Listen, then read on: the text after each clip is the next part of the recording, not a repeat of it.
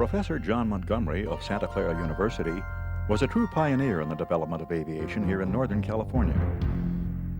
Inspired by the flights of Marriott's Aviator when he was a small child, he went on to design and build 3 early gliders, which are now historically famous. This was a very early attempt at manned flight, where the unknowns were incredibly high and the potential for grave outcome equally high. But these early pioneers, even when highly studied, as Montgomery, were exceptionally brave. They truly believed in what little technology that they embraced.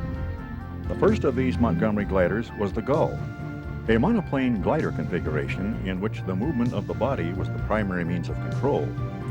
The glider needed a means of launching, and here a man pulled the vehicle down a slope until enough lift was generated to allow the takeoff.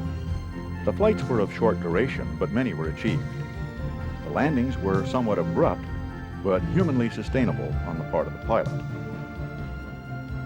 And so a better form of launching power was explored.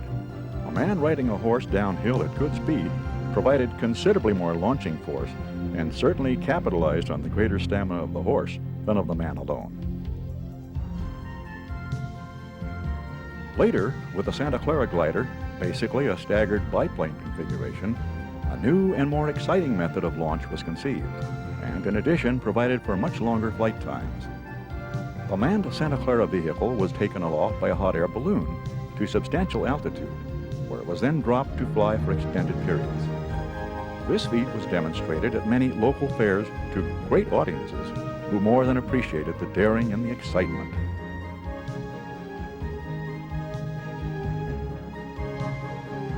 Flights of the Santa Clara from the balloon launch were great crowd pleasers, but were flown mostly by a hired circus trapeze artist. On the other hand, crowd pleasing was practiced to very large throngs of excited audiences by Montgomery himself with his Santa Clara vehicle.